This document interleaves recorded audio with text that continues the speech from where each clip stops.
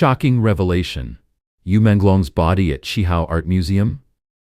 Let's begin today's update with shocking new developments surrounding the mysterious death of Chinese actor Yu Menglong. 3 locations are now under intense scrutiny: the Bulgari Hotel, 798 Cube Art Museum, and QIHAO Art Museum. According to commentator Li Muyong, a netizen emailed him claiming that Yu Menglong was first tortured nearly to death inside the spa area of the Bulgari Hotel, then transferred to Zhoujie Technology Co., Ltd. in Jiangsu, where the torture allegedly continued.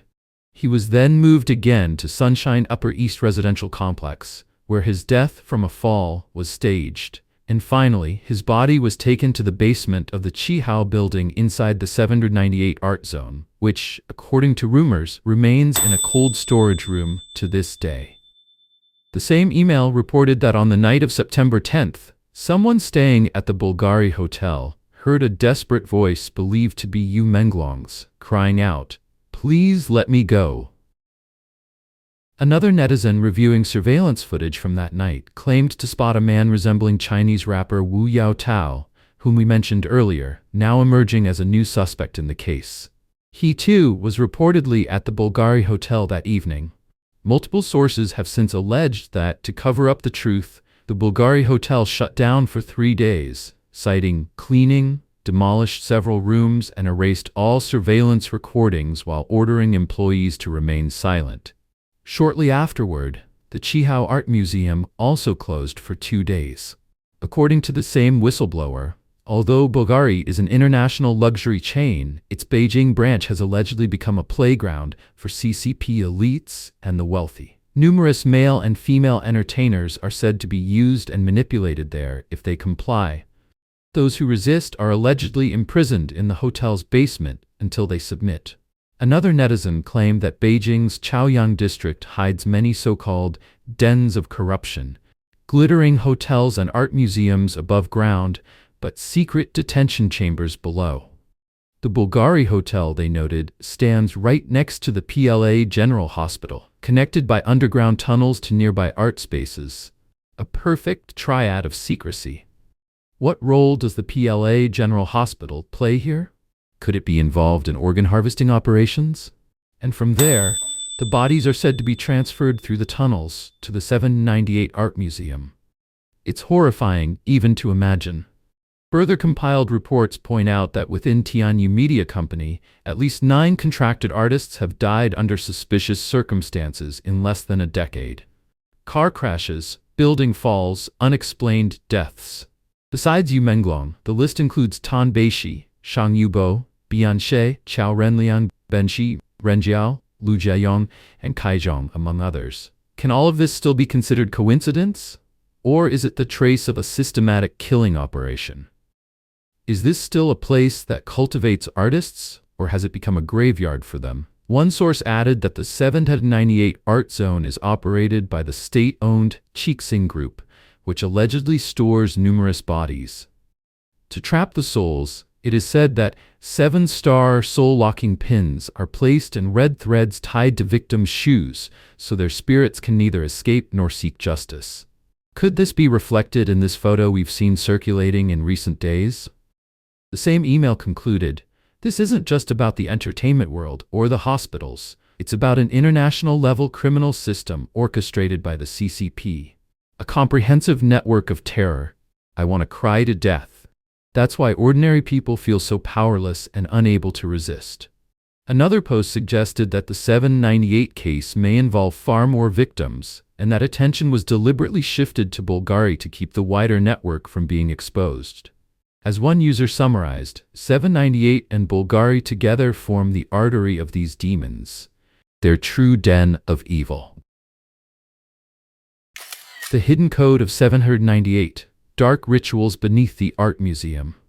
Regarding the numbers 798 in 798 Art Museum, commentator Dayu explained that one of his loyal viewers, someone deeply versed in numerology and esoteric arts, wrote to him, saying these are not ordinary numbers at all. The number 7, he noted, corresponds to the Big Dipper, Bei Do Qi Xing, which in Taoist belief governs life and death. The museum's ground design, he claimed, mirrors the movement of constellations, while 8 represents stability and balance in the 8 trigrams, Bagua. As for 9, it is seen as the extreme of yang energy, the pinnacle of vitality and power, and under certain conditions, it can even lock or summon souls. In witchcraft and occult practice, combining specific numbers within a name can conceal divination patterns or spell formations, thereby masking the intent of dark rituals. Only those well-versed in numerical mysticism could possibly decode such hidden meanings. He went on to describe one example, the so-called skin garment. According to him, sorcerers once crafted clothing from the skin, a grim symbol of inheriting the deceased's spiritual power or lingering resentment. In rituals meant to suppress or trap souls, such garments often took the form of skin puppets, acts considered forbidden and taboo. These rituals were never documented publicly, instead passed down orally, often involving blood tests or sacrificial rites. Other objects in the museum that appear to be chairs, he claimed, are actually symbols of command and spiritual anchoring. What's on display is not art, but rather a physical manifestation of authority and occult hierarchy, a lingering trace of ancient sacrificial practice. As for why Yu Menglong was said to have been moved between several different locations, this viewer offered a chilling explanation. In ancient shamanic and esoteric ceremonial traditions, rituals often required constant changes in space, sound, and environmental rhythm. The purpose was to create a sense of displacement in the soul, making it unable to find peace, forced to wander endlessly. When the surrounding direction and space continuously shift, the soul becomes disoriented, overwhelmed by fear and confusion, unable to find its way home. Once a soul's position is disturbed, it becomes easier to manipulate or dominate. Hence, performing the ceremony at multiple sites is a deliberate act of spiritual control and summoning. All of this, commentator Dai Yu emphasized, reflects that viewer's personal interpretation. Yet based on his many years of study, the viewer remains convinced that the 798 Art Museum is far from simple. He even suspects there may be an altar hidden beneath the museum, and that the so-called artworks displayed above are part of a larger ritual installation, a continuation of the ceremony performed below. He stressed that these are only his personal views, and that those who don't believe it can simply treat it as a story. As some continue decoding the mysteries of 798, the Taiwanese YouTubers have returned, once again attempting to communicate with Yu Menglong's spirit. YouTuber 204 Files tries to contact Yu Menglong's spirit again. On October 15th, 2 hosts from the YouTube channel 204 Files once again used an EVP, refers to electronic voice phenomenon, device in an effort to communicate with the spirit of Yu Menglong, hoping to uncover new clues about his mysterious case. As previously reported, just 2 weeks earlier, the same hosts had attempted contact using the same equipment, and according to them, had received clear and direct responses that drew widespread attention online. During that first session, they asked about Yu's birthplace, who had beaten him, and what he wished to tell his fans. And they claimed that each answer was surprisingly specific. In this second session, they carried out another round of questions, nearly 20 in total. After allegedly establishing contact with Yu's spirit, when asked whether he would attend the memorial ritual organized by his mentor Sun Durong on October 17th, a voice replied, "Yes, thank you for your hard work." When they asked if there existed a suicide note that had been hidden or erased, the answer came back, "There is." Later, when the hosts inquired whether the remains of Yu Menglong and Qiao Renliang were inside the 798 Art Museum in Beijing, a mysterious voice responded with 2 phrases, "Not good looking." QIHAO. Could the mention of QIHAO actually refer to the QIHAO Art Museum we mentioned earlier, the very place suspected of storing Yu's body? When asked whether Qiao Renliang had died under the same cruel treatment, the voice replied, "Very scary." One of the hosts also mentioned that the British psychic T.Y. William had predicted the case would become clear in October. When they asked which exact date, the spirit allegedly responded, "The 18th. Although the recording from this session was noisier and less distinct than the first, the two hosts insisted that they still obtained significant information. They emphasized that they were simply using scientific instruments to detect potential signals, and that the accuracy of the responses could not be guaranteed, leaving it up to viewers to judge for themselves. Despite skepticism and criticism, they vowed to continue their work, saying, "If we allow this case to fall silent, it means there will never be an answer. That's why we must keep it alive." Viewers responded with an outpouring of support and appreciation for the pair's persistence. One said, "Thank you to all our friends in Taiwan. We can't speak out here. My account on domestic platforms has been permanently banned.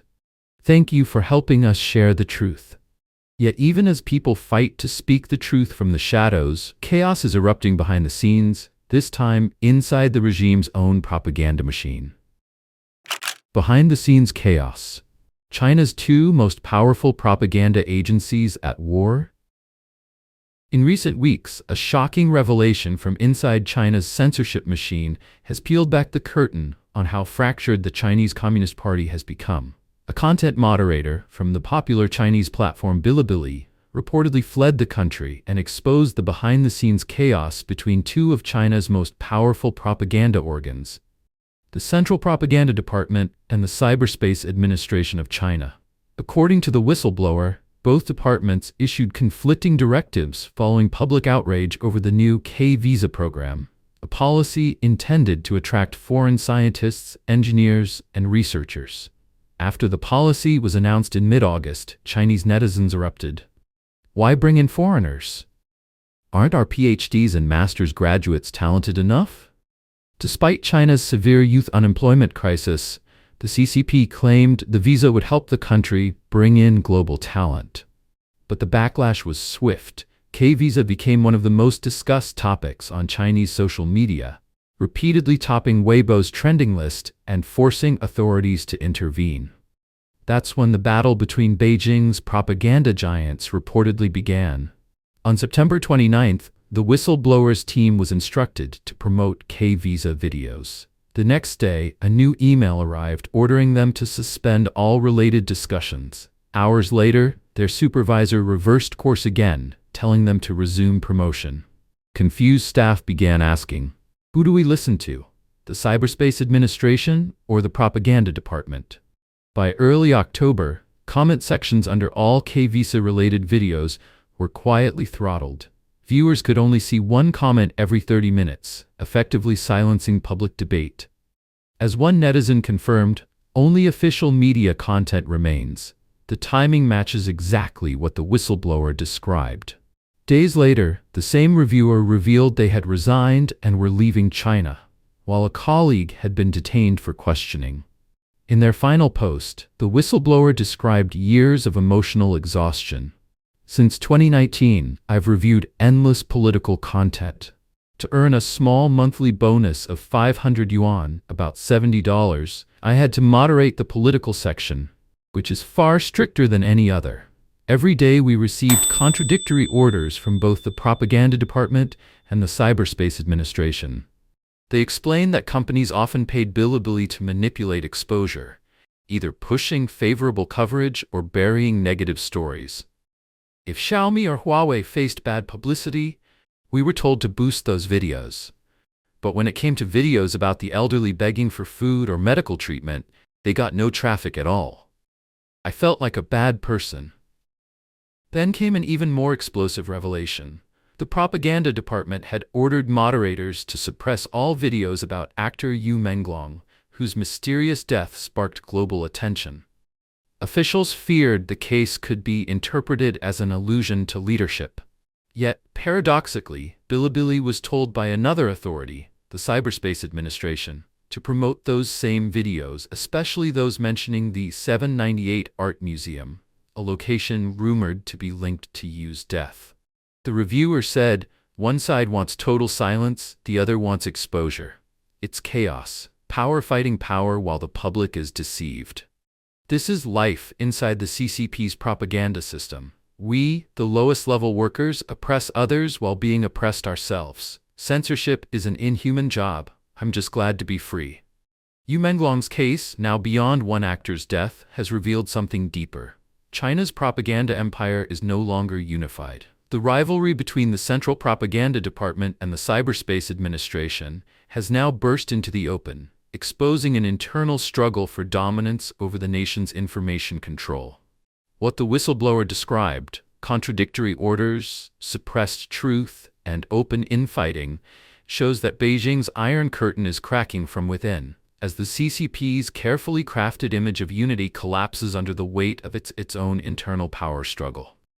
As the truth leaked, even state media lost faith and panic spread to the very top. The inside story leaked. Even state media lost faith. Kai and Xi panicked? According to the Vision Times, in the days leading up to the fourth plenary session of the Chinese Communist Party, something extraordinary happened.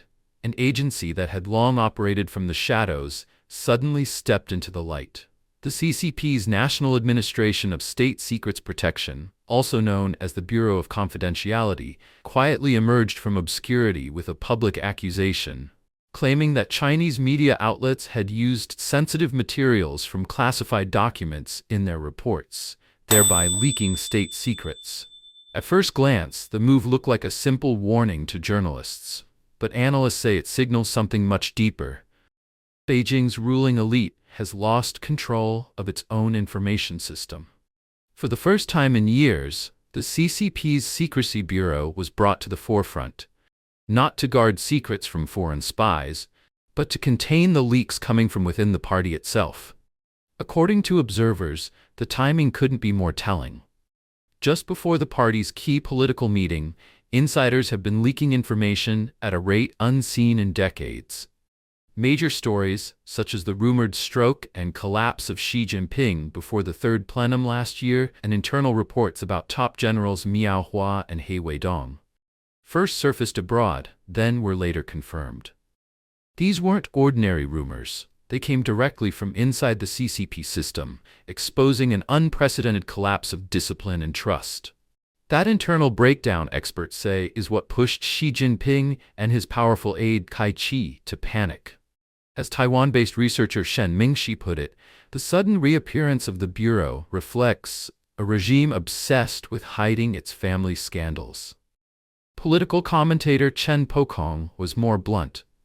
The CCP already has the Ministry of Public Security, the Ministry of State Security, the Political and Legal Affairs Commission. Now they've had to drag out the Bureau of Confidentiality. It means they're terrified. The crisis inside the party has become uncontrollable. Indeed, the Bureau's recent WeChat post, accusing news outlets of leaking secrets, listed 3 examples that sounded almost trivial.